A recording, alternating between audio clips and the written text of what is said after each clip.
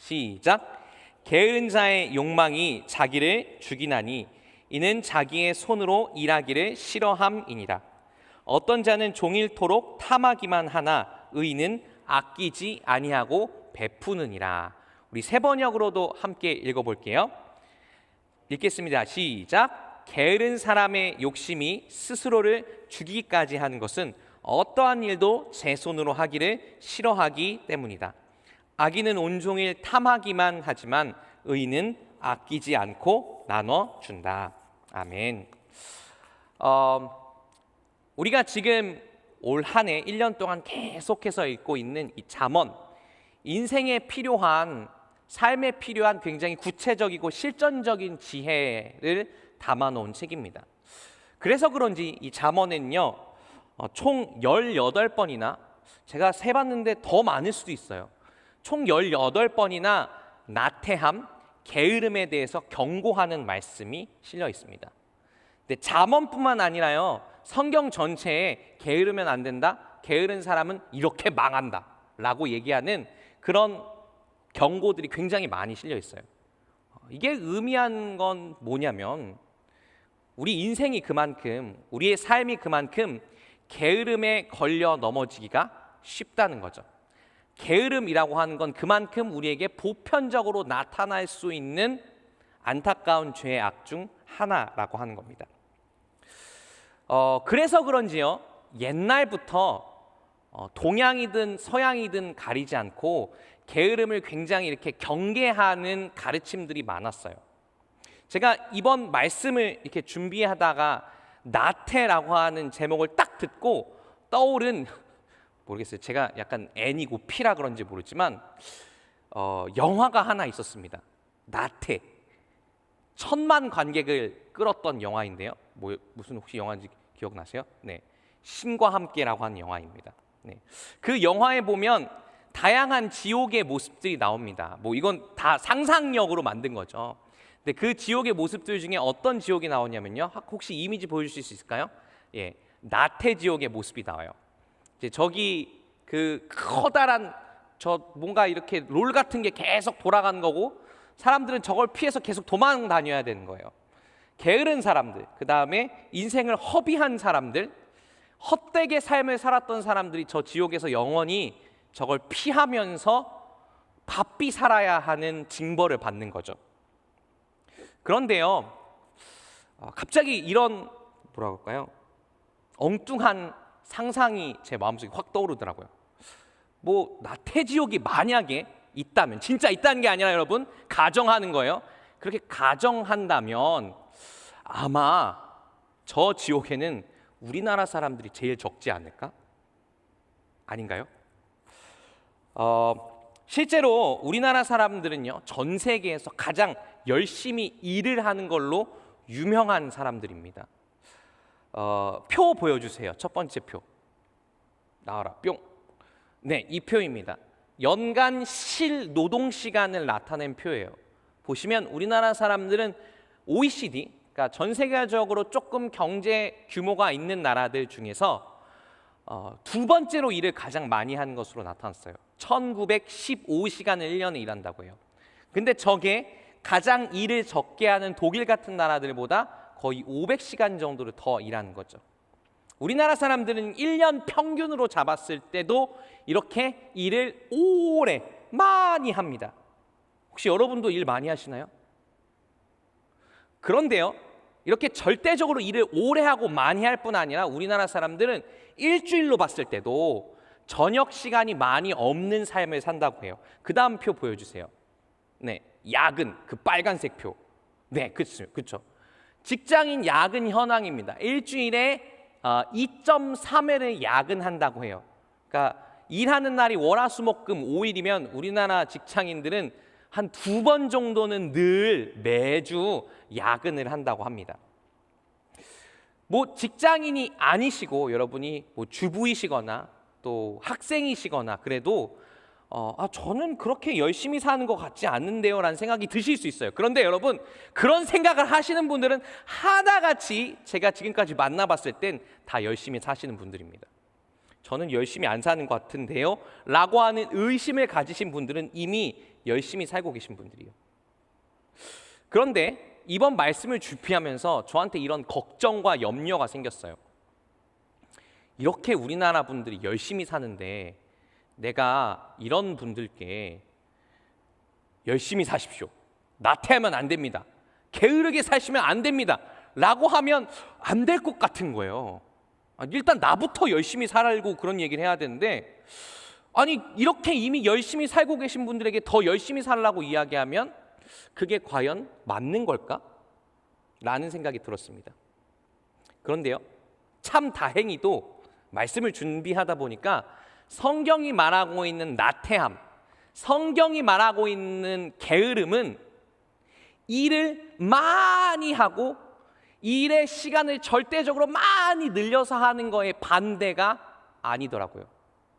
쉽게 말하면 매일같이 야근하고 워커홀릭으로 산다고 해서 그 사람이 나태하지 않다라고 딱 잘라 말할 수 있는 게 아니더라고요.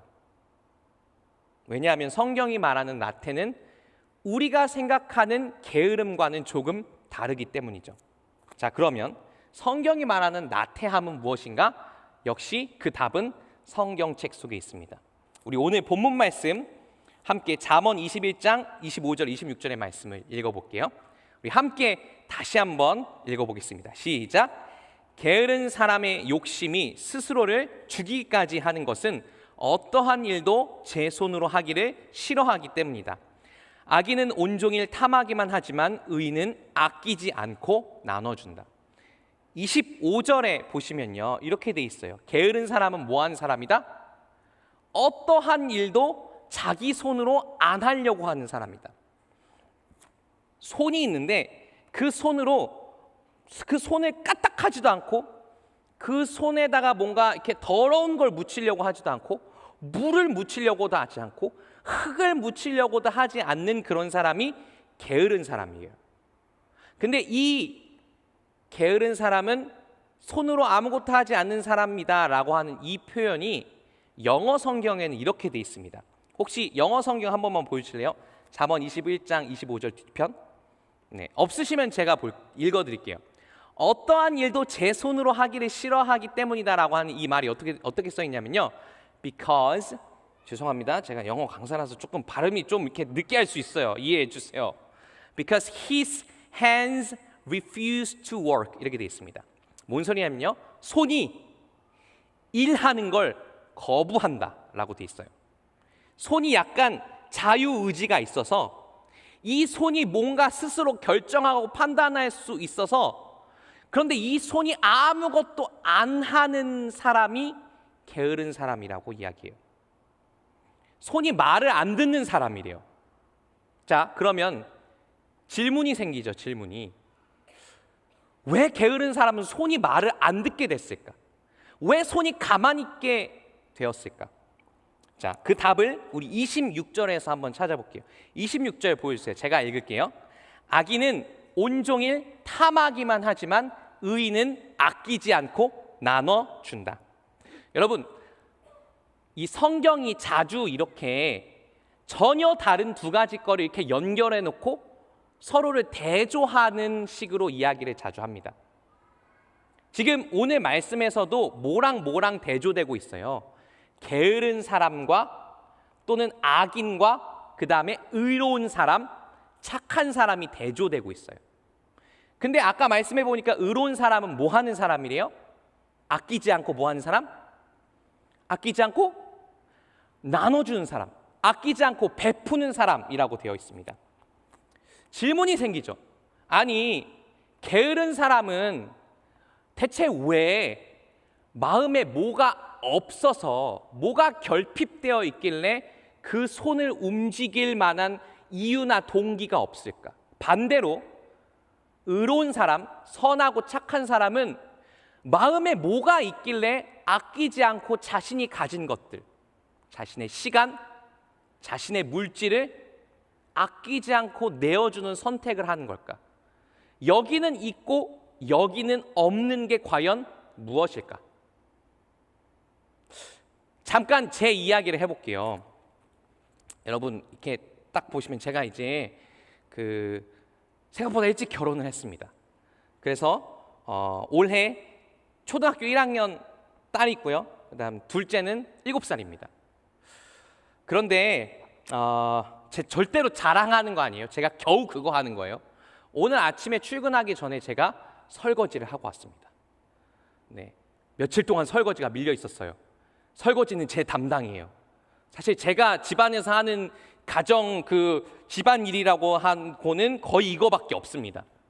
그런데 사실 저는 굉장히 가부장적인 가정에서 자라났어요. 저희 아버지는 단 한 번도 집안에서 일을 하시는 걸 제가 본 적이 없습니다. 그리고 저는 아버지가 그렇게 해야 된다고 이야기하시지 않았지만 그냥 남자는 원래 집에 들어오면 이렇게 푹 퍼질러 있는 건가 보다, 이게 정상인 건가 보다 라고 하는 가정에서 자라났어요. 그런데 그랬던 제가 결혼하고 나니까 어떻게 했을까요? 설거지를 하게 됐습니다. 아마 저뿐만 아니라 종종 이런 얘기 들으신 적이 있을 것 같아요. 아이고, 우리 철수가 집에 오면 그냥 아무것도 안 하던디 결혼했는데 사람이 바뀌었어. 결혼했더니 갑자기 설거지를 하고 요리를 하고 집안일을 도와줘. 무슨 일이지? 무엇이 이렇게 저 같은 가부장적인 남자를 아주 조금이라도 변하게 했을까요? 바로 누군가를 사랑하는 마음이죠. 누군가를 귀히 여기는 마음이죠. 게으른 사람에겐 없고 의로운 사람에겐 있는 것. 손 하나 까딱하지 않으려는, 손에 물도 묻히지 않고 흙도 묻히지 않으려고 하는 그 게으른 사람에게 없는 것은 바로 뭐예요? 누군가를 진정으로 사랑하는 마음인 겁니다. 반대로 의로운 사람에게 있는 것은 넘쳐나는 사랑이에요. 그리고 그 사랑의 마음을 누군가에게 전달하기 위해서 선한 사람, 의로운 사람 기꺼이 자신의 물질을 나누고 자신의 시간을 나누고 자기 자신을 선물로 주기를 두려워하지 않습니다.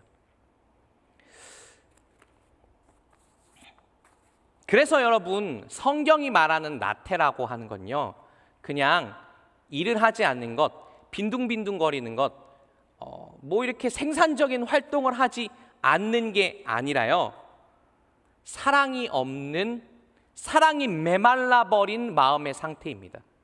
그래서 마땅히 사랑해야 할 대상, 내 주변에 있는 가족과 이웃, 심지어 나 자신을 사랑하지 않는 게 바로 나태인 거죠.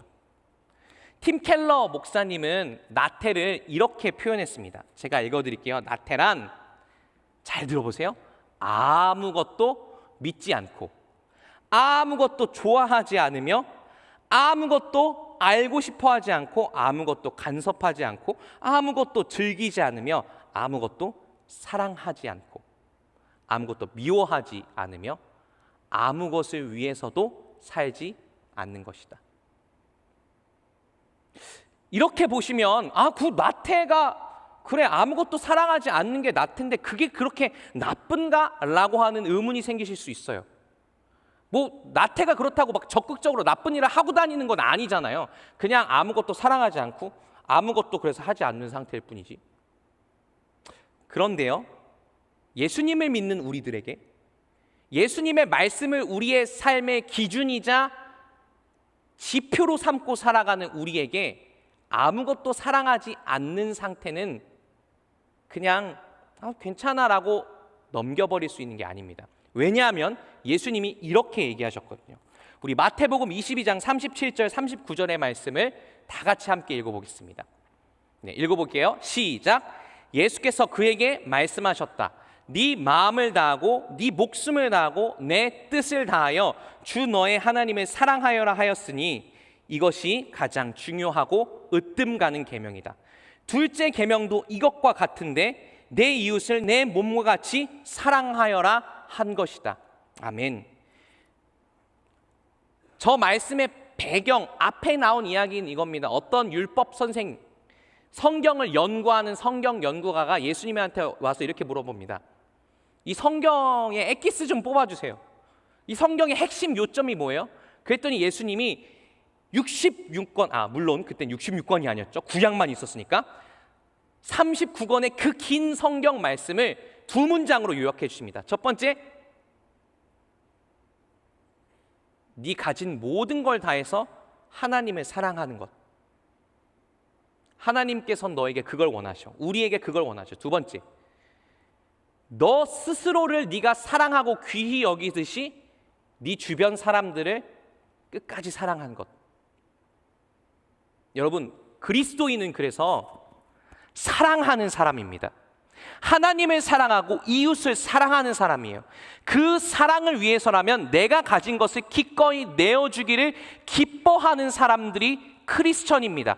그렇기 때문에 사랑이 메말라 버려서 아무것도 사랑하지 않고 그 무엇을 위해서도 희생하거나 헌신하지 않으려고 하는 이 나태는 그리스도인에게 굉장히 심각한 지혜의 걸림돌, 죄악인 것이죠.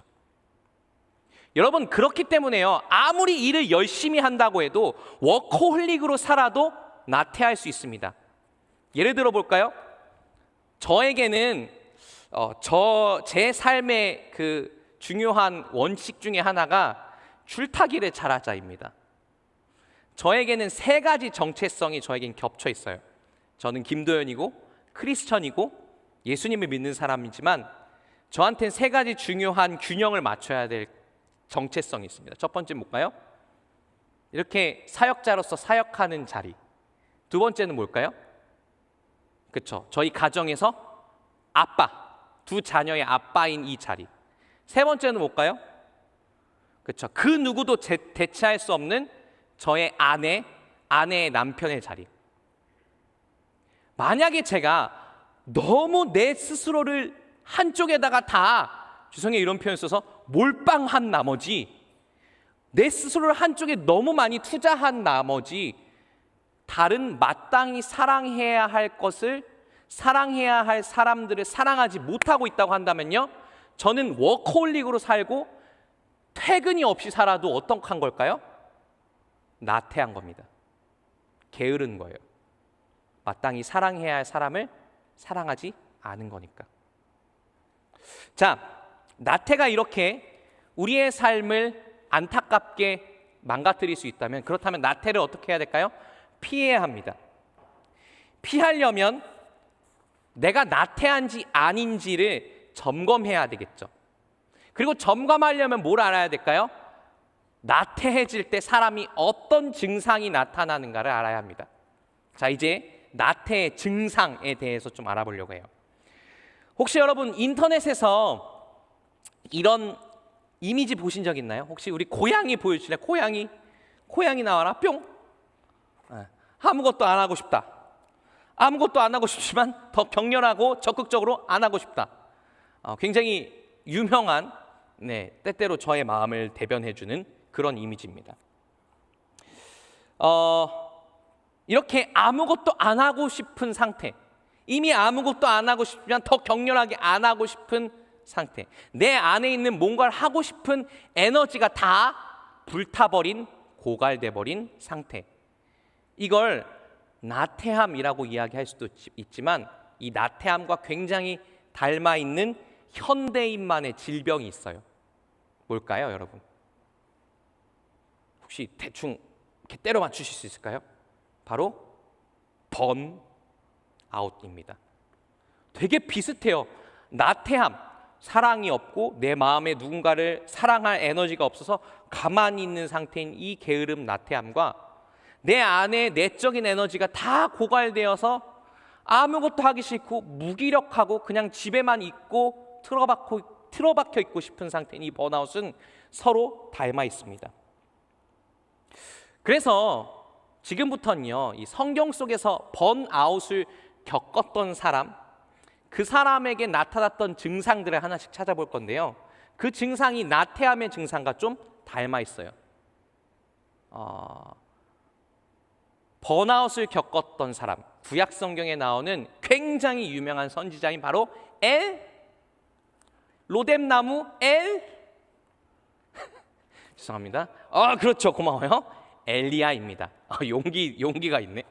감사해요. 엘리야입니다. 엘리야는 굉장히 열정이 폭발하는 사람이었습니다. 열정이 터지는 사람이었어요. 그런데 여러분, 열정이 폭발하는 사람들이 그 폭발하는 듯한 열정이 한번 확 꺼지면 어떻게 돼요? 그렇게 높아졌던 열정만큼 그만큼 다운됩니다.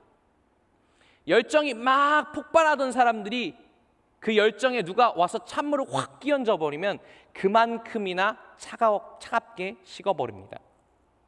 엘리야라고 하는 이 사람의 이름의 뜻은 뭐냐면요, 여호와는 내 하나님이시다예요.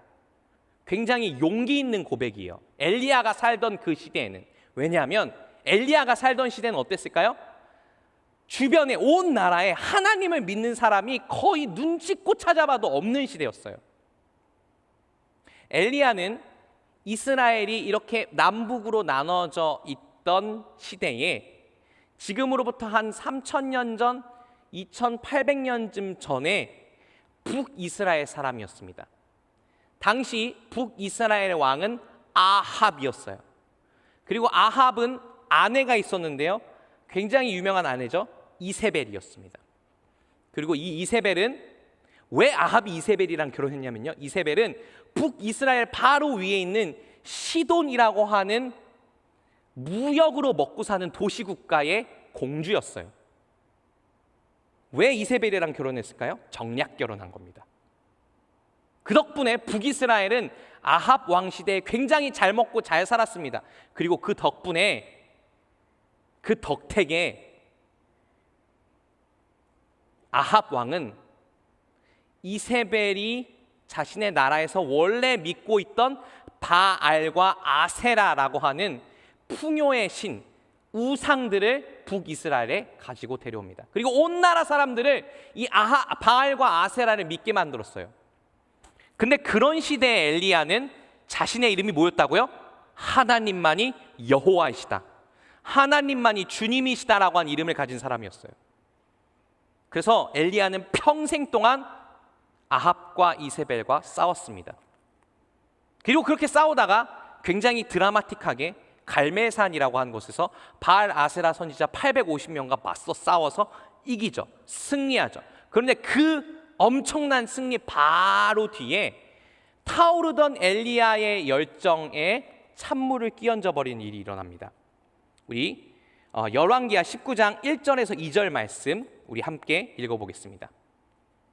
네, 열왕기하가 아니라 죄송해요, 열왕기 상인데 제가 잘못 보내드렸어요. 제가 읽어드릴게요. 아합은 엘리야가 한 모든 일과 그가 칼로 모든 예언자들을 죽인 일을 낱낱이 이세벨에게 알려주었다. 그러자 이세벨은 엘리야에게 심부름꾼을 보내어 말했다. 잘 들어보세요. 내가 예언자들을 죽였으니 나도 너를 죽이겠다. 내가 내일 이맘때까지 너를 죽이지 못하면 신들에게서 천벌을 달게 받겠다. 아니 그보다 더한 재앙이라도 그대로 받겠다. 이랬어요. 지금 한 나라의 왕비인 이세벨이 뭐 한다 그랬다고요? 엘리야, 너 내가 죽일 거야. 근데 내가 널 못 죽이잖아? 내가 먼저 죽는다? 이렇게 얘기한 거예요. 무시무시하지 않아요? 한 나라의 지도자가. 그래서 엘리야가 이렇게 자신의 열정에 찬물을 끼얹는 일을 경험한 다음에 번아웃이 찾아와요. 그리고 엘리야가 그렇게 번아웃이 찾아왔을 때 보였던 첫 번째 행동은 이거였습니다. 열왕기 상 19장 3절 말씀 읽어볼게요. 네, 함께 읽어보겠습니다. 시작. 엘리야는 두려워서 급히 일어나 목숨을 살리려고 도망하여 유다의 브엘세바로 갔다. 그곳에서 자기 시종을 남겨두고. 일단 여기까지만 읽어볼게요. 엘리야가 어떻게 했대요? 급히 도망갔대요. 여러분, 이 엘리야는 방금 전까지 뭐 했던 사람이에요? 바알과 아세라 예언자 850명과 싸웠던 사람이에요. 그렇게 용기 있었던 엘리야가 갑자기 자기 목숨 하나를 부지하기에 급급한 소인배로 전락해버리고 맙니다.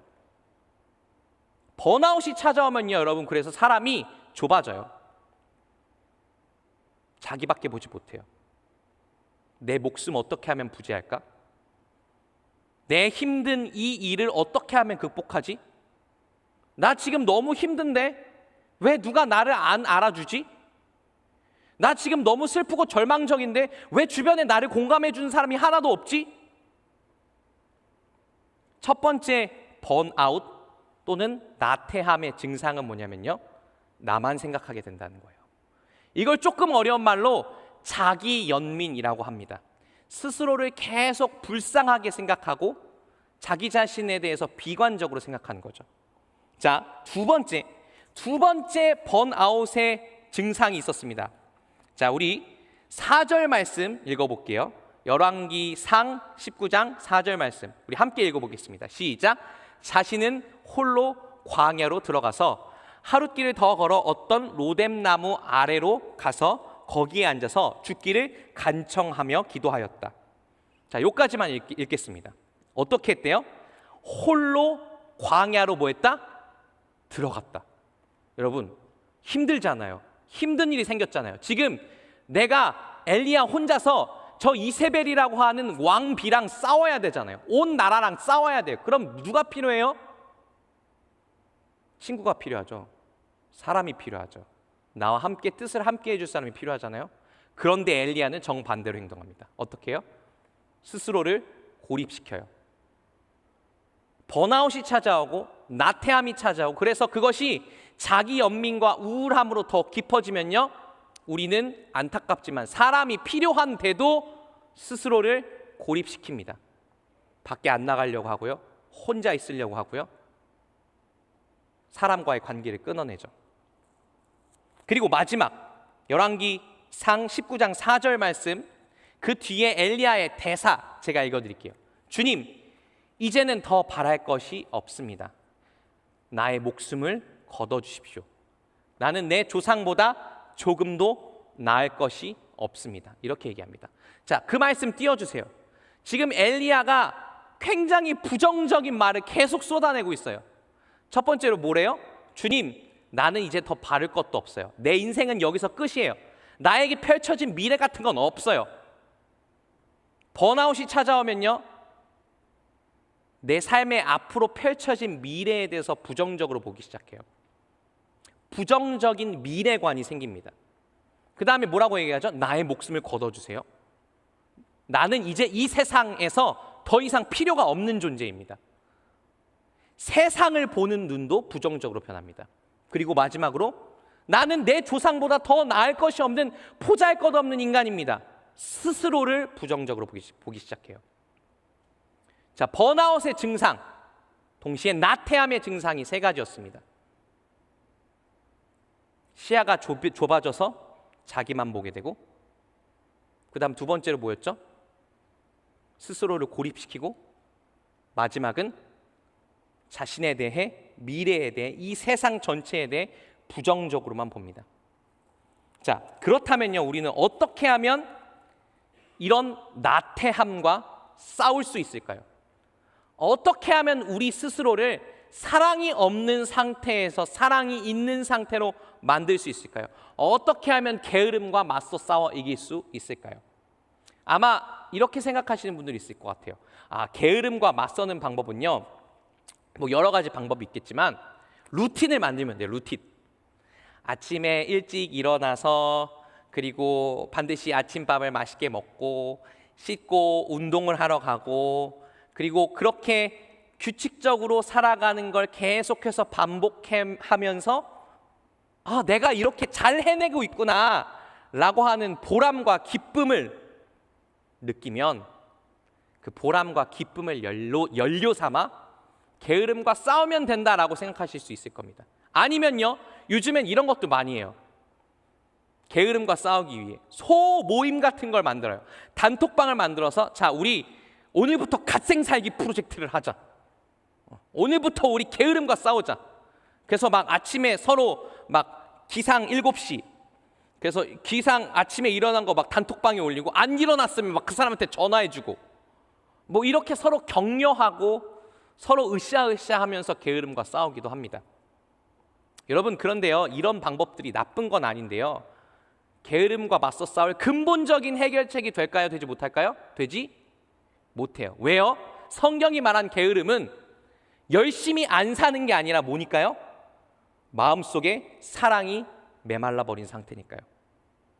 자, 하나님께서 아까 그 엘리야를 어떻게 그 마음속에 사랑을 다시 불지펴 주셨는가, 어떻게 그의 꺼져버린 열정을 불지펴 주셨는가를 우리 열왕기상 19장 15절 16절 말씀 함께 읽어보도록 하겠습니다. 함께 읽을게요. 시작. 주님께서 그에게 말씀하셨다. 너는 돌이켜 광야길로에서 다마스쿠스로 가거라. 거기에 이르거든 하사엘에게 기름을 부어서 시리아의 왕으로 세우고 16절 또 님시의 아들 예후에게 기름을 부어서 이스라엘 왕으로 세워라. 그리고 아벨무흘라 출신인 사밧의 아들 엘리사에게 기름을 부어서 내 뒤에 이을 예언자로 세워라. 하나님께서 엘리야한테 뭐라고 얘기했어요? 가라! 그 다음 뭐라고 얘기했어요? 세워라! 기름을 부어라! 그게 네 삶의 목표다. 너는 원래 그렇게 가서 기름을 붓고 하나님의 사람들을 다시 세우는 그 일을 위해 부름받은 선지자야. 네가 사랑해야 할 것은 바로 그거야. 삶의 목적과 방향을 잃어버린 엘리야를 다시 일으키기 위해 하나님이 뭘 하세요? 그에게 다시 소명을 주십니다. 부르심을 주시고요.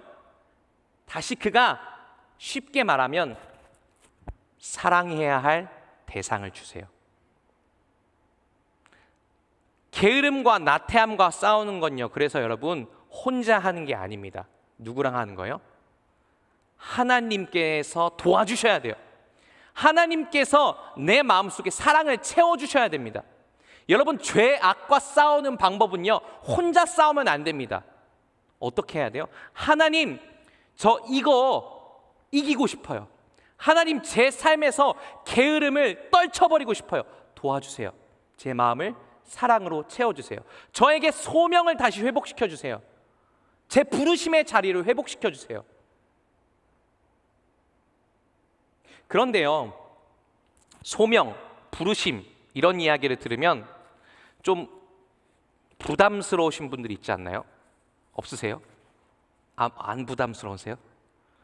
우리는 모두 부르심을 받은 사람들입니다. 우리에게 모두 소명이 있습니다. 쉽게 말하면 우리에게는 모두 하나님의 명령이 있어요. 우리가 지켜야 할. 이런 이야기 좀 부담스럽지 않으세요? 아마 두 가지 이유로 부담스러우실 것 같아요. 첫 번째로 이겁니다. 소명 이런 건요, 엘리야 같은 특별한 사람한테만 허락된 거 아니에요? 소명 이런 건요, 전도사님 같은 사람들이나 소명받은 거잖아요. 목사님들만 소명받은 거잖아요. 이런 생각하실 수 있어요. 두 번째로, 소명 이런 이야기를 딱 들으면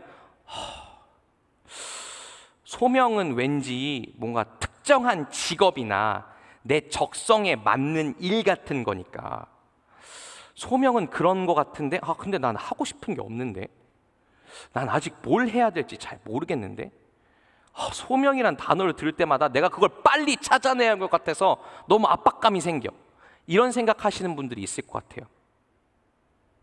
그런 분들을 위해서 소명은 이런 것이다 정확하게 좀 찝어드리려고 합니다.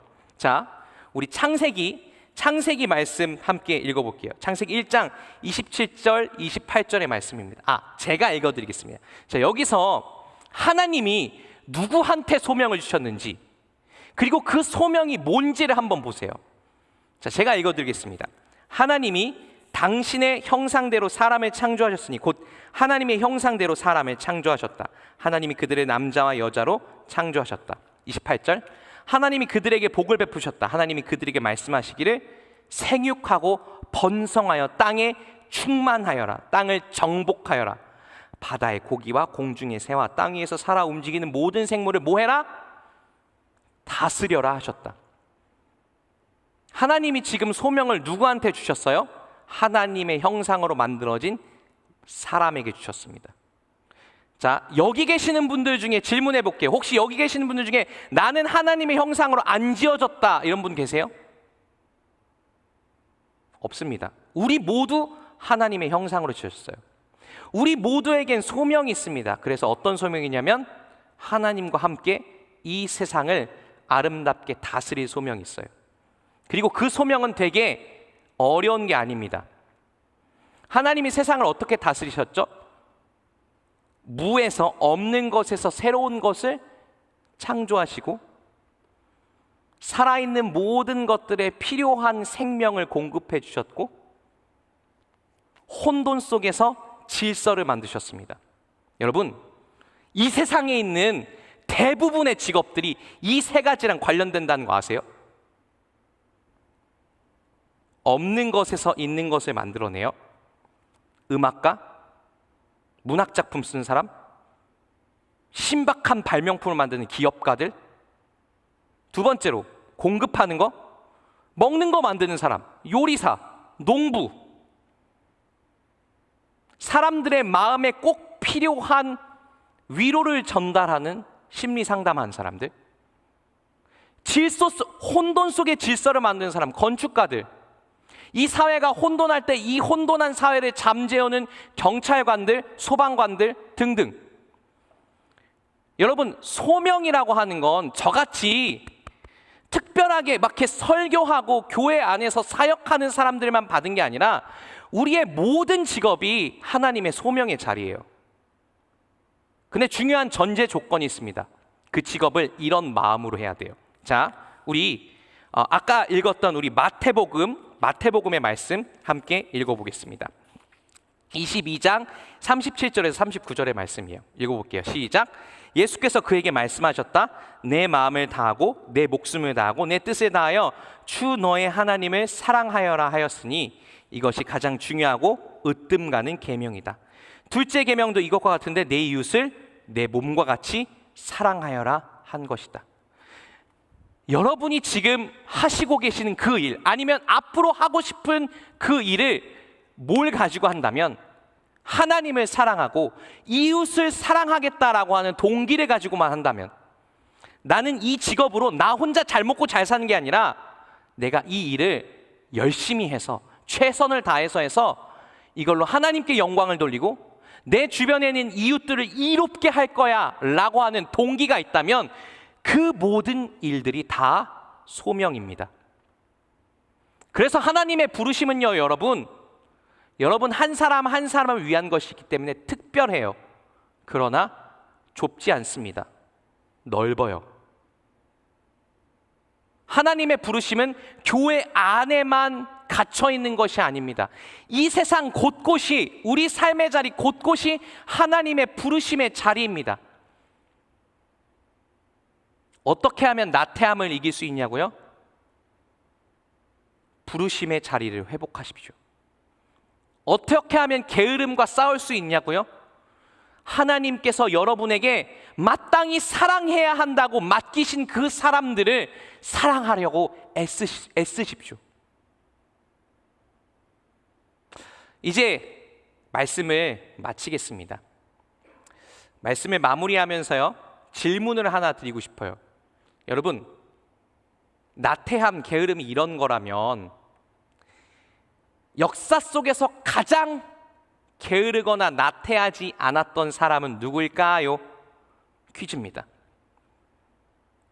게으름과 나태함이 사랑이 없고 그래서 아무것도 안 하고 싶은 상태라면 역사 속에서 가장 게으르지 않았던 사람은 누굴까요? 너무 답정너죠? 예수님이에요. 저는 복음서에서 예수님의 삶의 이야기를 읽을 때마다 부끄럽습니다. 사역자로서 부끄러워요. 예수님은 하루 온종일 사람들을 만나고 다니셨어요. 그리고 사람들을 만나실 때마다 그 사람들이 하나님의 자녀라고 하는 걸 다시 확인시켜 주기 위해 그 사람들을 치료하시고 위로하시고 끝까지 사랑하셨습니다. 하루 종일 예수님이 사람들을 계속해서 만나서 피곤한 그 와중에도 예수님은 반드시 아침에 일어나면 외진 곳으로 나가셔서 외딴 곳으로 나가셔서 하나님 앞에 절절하게 기도하셨어요. 여러분, 저는 이런 일상을 살아낼 만한 용기가 없습니다. 그렇게 바쁘게 제 삶을 살아낼 만한 용기가 없어요. 그런데 여러분, 다시 질문할게요. 예수님이 그렇게 바쁘게 사셔도 괜찮으셨던 이유가 뭘까요? 예수님이 그렇게 하루를 빡빡하게 사실 수 있었던 이유가 뭘까요? 예수님이 자기 관리의 달인이어서? 예수님이 자기 개발을 굉장히 잘한 분이어서? 예수님이 자기의 루틴을 끝까지 지키는 엄청난 의지를 가진 분이어서? 아니요. 예수님에게 우리를 향한, 이 세상을 향한 끝이 없는 넘치는 사랑이 있었기 때문입니다. 부디 우리 모두에게 예수님이 가지셨던 것 같은 그 사랑이 흘러 넘쳐서 혹시나 우리가 게으름과 나태함에 빠져 있다면 그것으로부터 벗어나 하나님의 부르심의 자리로, 우리에게 마땅히 사랑해야 할 사람들이 있는 그곳으로 나아갈 수 있는 우리 모두가 되길 축복합니다. 우리 시간 말씀을 마음에 새기면서 함께 기도했으면 좋겠습니다. 이렇게 기도하면 어떨까요? 주님, 저에게 사랑을 회복시켜 주시옵소서. 주님, 저에게 제가 사랑해야 할 사람들을 보는 눈을 뜨게 하여 주시옵소서. 주님, 저에게 부르심의 자리가 무엇인지를 다시 한번 회복시켜 주시옵소서.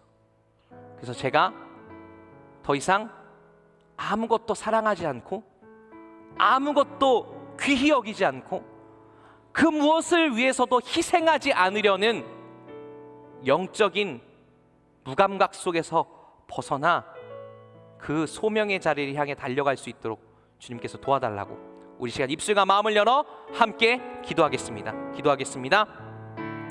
사랑의 주님, 전능하신 하나님, 주님, 우리에게 사랑을 회복시켜 주시옵소서. 주님의 사랑으로 우리를 채워 주시옵소서. 밤낮을 가리지 않고 사람들을 만나시며 밤낮을 가리지 않고 우리를 위해서 기도하셨던 예수 그리스도의 그 사랑으로 우리를 다시 채워 주시옵소서. 그래서 우리가 게으름과 나태함의 자리에서 벗어나 주님 소명을 향해, 부르심을 향해, 누군가를 사랑하고 하나님께 영광 돌리는 그 삶의 자리를 향해 달려나가는 우리가 될 수 있도록 주님 축복하여 주시옵소서. 그래서 우리의 삶을 통해, 우리의 그 사랑을 통해 이 세상에 있는 많은 이웃들이 그리스도의 향기를 경험하게 되는 놀라운 기적을 우리에게 허락하여 주시옵소서. 주 예수 그리스도의 이름으로 기도하였습니다. 아멘. 네, 우리 시간 받으신 말씀을 마음에 새기시면서 오늘 결단 찬양으로 주는 완전합니다 함께 찬양하겠습니다.